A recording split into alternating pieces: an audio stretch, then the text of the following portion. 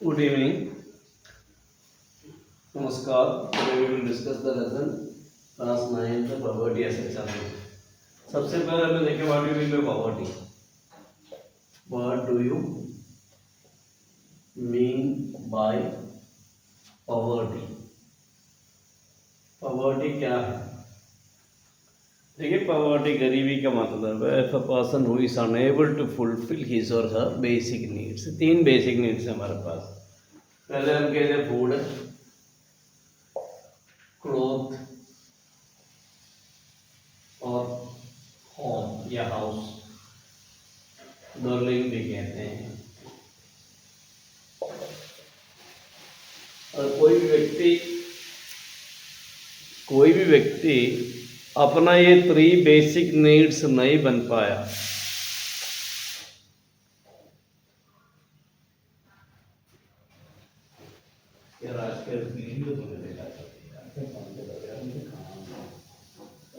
मैं कैसे करूँ?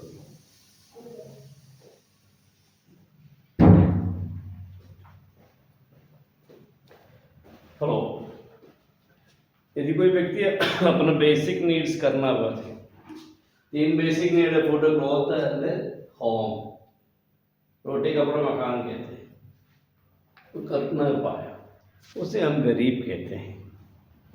तो इसी में पॉवर्टी तो ये इश्यूज है, पॉवर्टी के साथ तो 3-4 प्रॉब्लम्स हैं.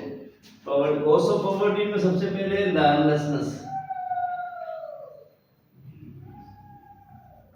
जमीन नहीं है तो पॉवर्टी है. अनएम्प्लॉयमेंट है,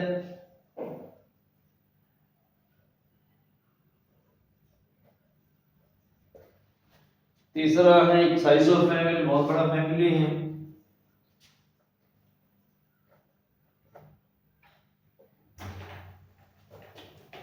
इलिटरेसी है, भाई इलिटरेट है. इलिटरेट का मतलब जानते हैं, यदि कोई व्यक्ति 7 साल से ऊपर हो, वो अपना मदर टंग बोलना पाए, पढ़ना पाए, लिखना पाए, छोटे मोटे मैथमेटिक्स नहीं आते, उसे इलिटरेट कहते हैं. इंग्लिश में कहते हैं if a person is unable to read and write his mother tongue or any other language and unable to do some basic mathematics, that person is known as illiterate. और poor health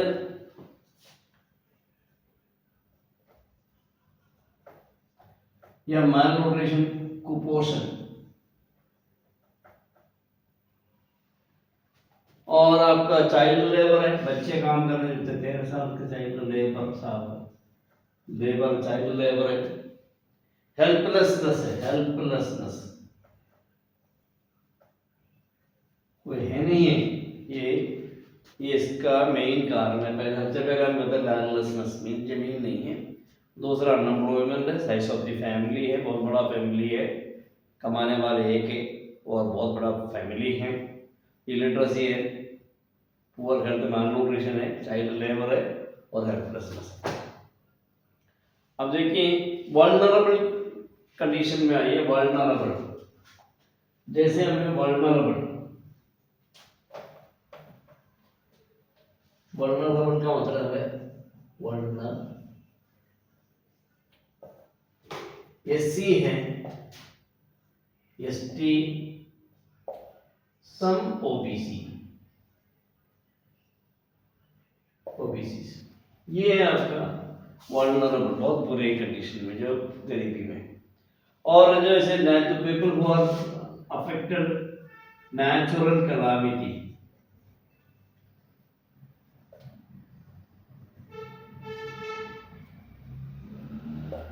natural calamity से पीड़ित लोग परेशान रहता है. इसी में बस देखिए पॉवर्टी लाइन. पॉवर्टी लाइन में क्या होता है? पॉवर्टी लाइन, सेकंड देखिए हमें पॉवर्टी लाइन देखना. पॉवर्टी लाइन, ये बीपीएल वाले, पॉवर्टी लाइन, पॉवर्टी लाइन, गरीबी रेखा, हिंदी में कहते हैं गरीबी रेखा. मीन से कुछ लोग अपने बेसिक नीड्स को फुलफिल ना कर पाते हैं. सरकारी बेस रखते हैं हमारे इंडिया में, जिसके पास 2 व्हीलर हो, जिसके पास पक्का मकान ना हो, वो सब गरीबी रेखा के नीचे आ जाते हैं. ठीक है, तो गरीबी रेखा है, पॉवर्टी लाइन है. हमारे यहाँ बीपीएल है, बिलो पॉवर्टी लाइन, एपीएल एबो poverty line. Below poverty line का मतलब उसके पास अपना मकान नहीं है, कच्चे मकान में रहते हैं और इनके पास कोई टू व्हीलर भी नहीं है, कोई गाड़ी वाड़ी कुछ नहीं है, वो बीपीएल वाला है। बाकी तो बीपीएल देखिए डिफरेंट, अलग अलग कंट्री में different country follow different poverty lines होती है। जैसे इंडिया में देखो, जिसके पास है, इंडिया और अमेरिका कंपेयर करिए। इन केस अमेरिका में किसी व्यक्ति के पास, इंडिया में एक व्यक्ति के पास कार है वो लग्जरी माना जाता है, क्योंकि हमारे यहाँ प्राइवेट पब्लिक ट्रांसपोर्ट सिस्टम बहुत अच्छे हैं। अमेरिका में गरीब एक कार है जिसके पास, वो गरीब भी कार रख सके, क्योंकि वहाँ पब्लिक ट्रांसपोर्ट सिस्टम इतना बढ़िया नहीं है हमारे जैसे। कहीं जाना देखो हमारे यहाँ से, यहाँ जाना कहीं से बस मिल जाती है, ठीक है। प्राइवेट पब्लिक ट्रांसपोर्ट सिस्टम हमारे यहाँ बहुत अच्छे हैं। तो इसलिए कुछ कुछ कंट्रियों में उसका बेस अलग होता है, ठीक है। तो पॉवर्टी जो इंडिया में बताया 24,000 कैलोरी, सॉरी 2400 है, मीन्स ये कैलोरी यूनिट चाहिए यार, जैसे आपके विलेज में इतना एनर्जी के लायक खाना खाना 2400 कैलोरी यूनिट विलेज में चाहिए, 1800 से 2100 के बीच में सिटी में चाहिए, अर्बन में। क्योंकि यहाँ कंपैरेटिव अगर सिटी लाइफ में मनुष्य ज़्यादा फिजिकल वर्क न करते, गाँव में ज़्यादा करते हैं। लेकिन हमारे यहाँ अर्बन पुअर भी रिक्शा चला तो उसको तो यही कंसिडर करेगा, 2400 एनर्जी यूनिट चाहिए, ठीक है।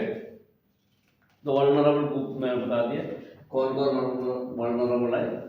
आपका है ओबीसी है, सॉरी एससी है, एसटी है, सम ओबीसी है, नेचुरल कैलामिटी से है, पीड़ित लोग हैं। समझ में आ गया। अब आइए कॉसेस ऑफ पॉवर्टी, पॉवर्टी के कारण क्या क्या है, कॉसेस ऑफ पॉवर्टी। सबसे पहले हमें देखना है कॉसेस ऑफ पॉवर्टी को। देखिए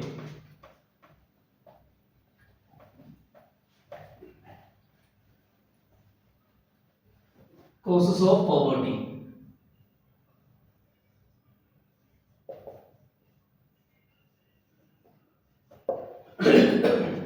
कॉस ऑफ पॉवर्टी में देखिए, एक तो ब्रिटिश ने हमारा कंट्री को गरीबी बनाया गया, कैश क्रॉप पैदा करवा के फूड क्रॉप का जो खत्म कर दिया गया। और British policy, mainly British policy was the main thing India became a poor country, ठीक है। और रैपिड ग्रोथ ऑफ, देखिए इसका कारण है और जैसे पॉलिसीज ऑफ ब्रिटिश,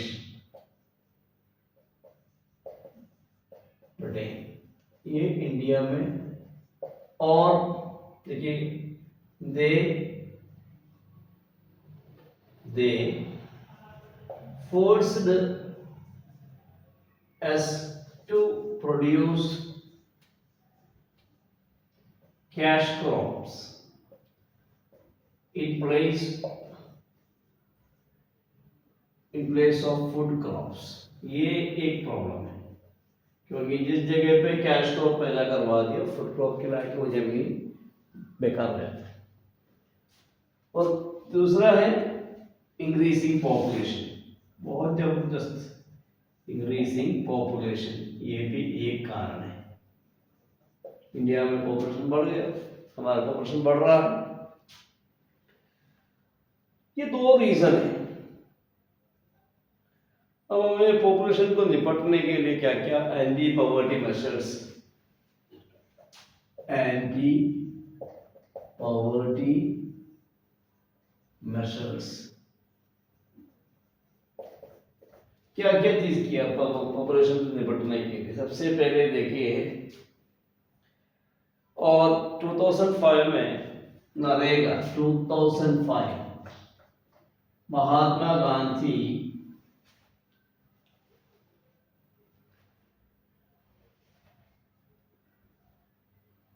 नेशनल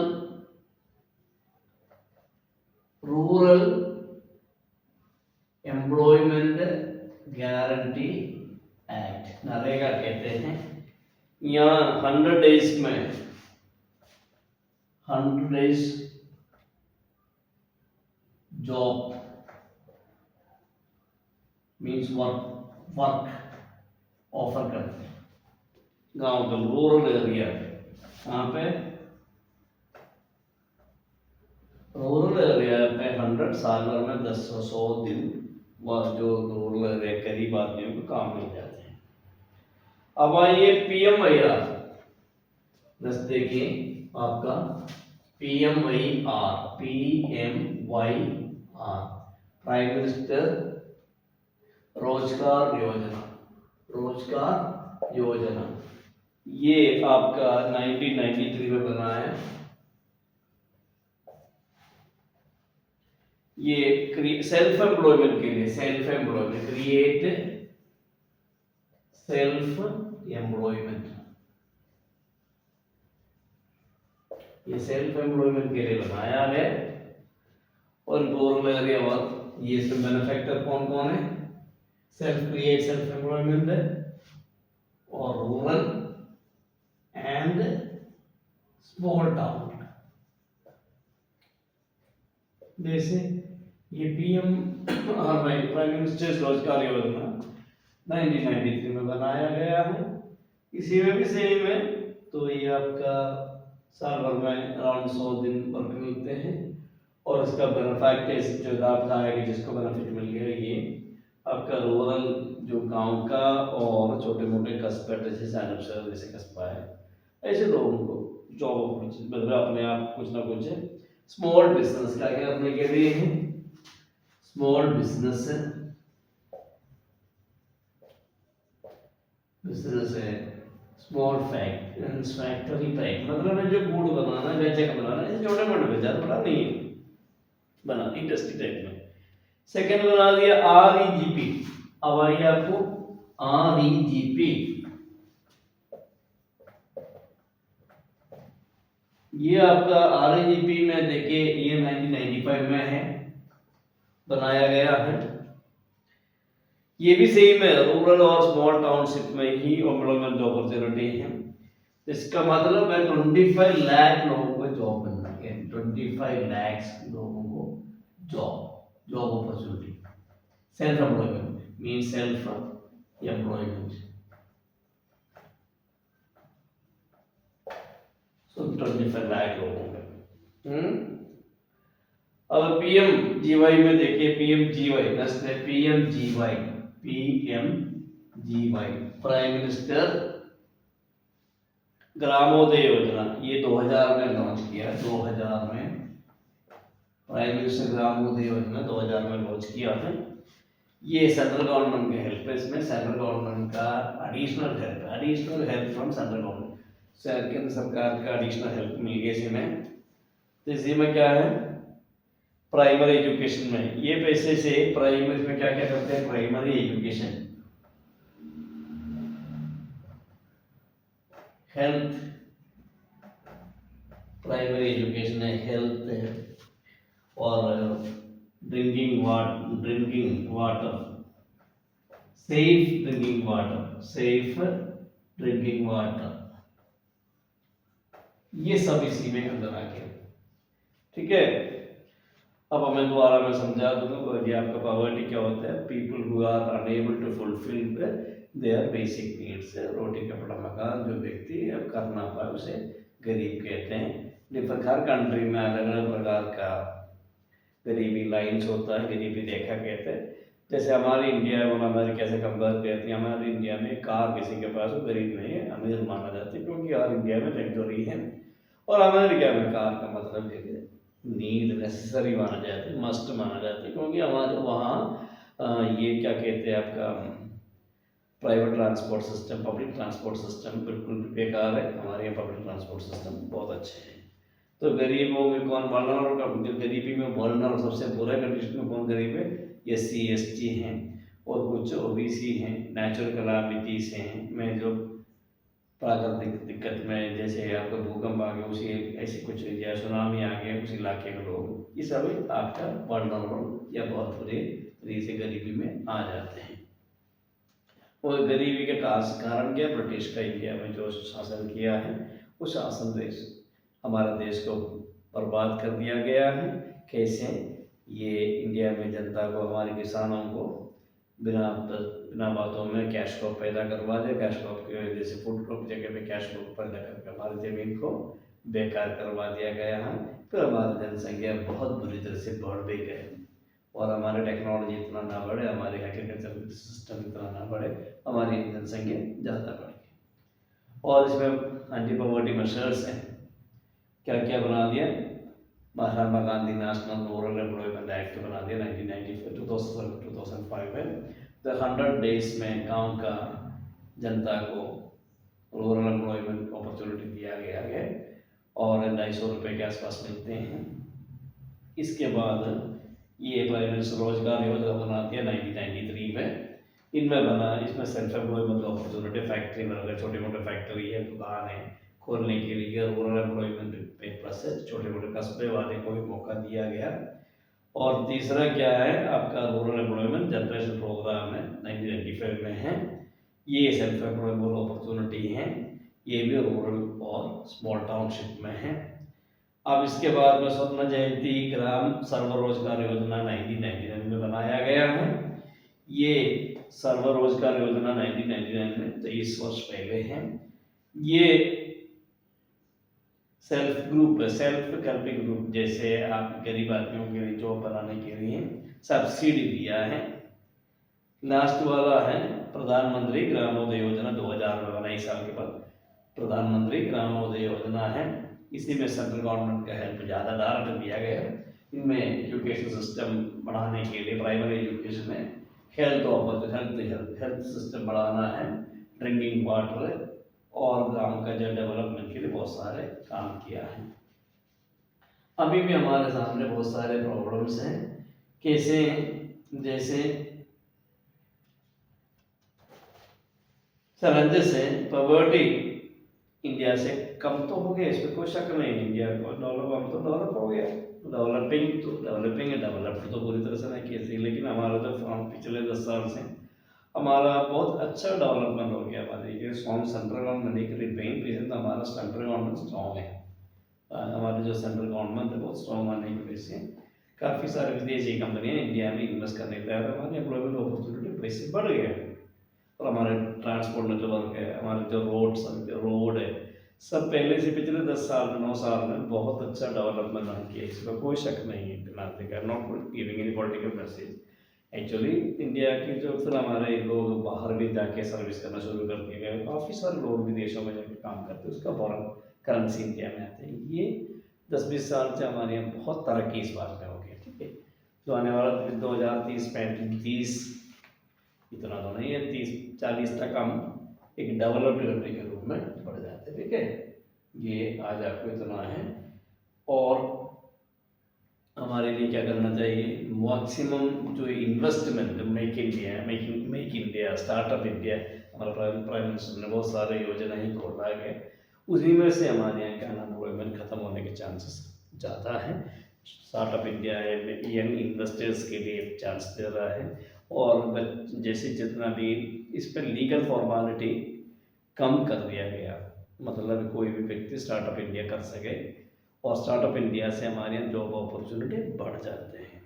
और ये हमारा सरकार इसके लिए बहुत सारे काम करते हैं, गरीबी कम होकर आ रहा है।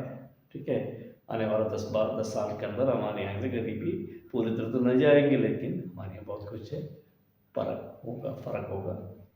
Okay, bye, good night.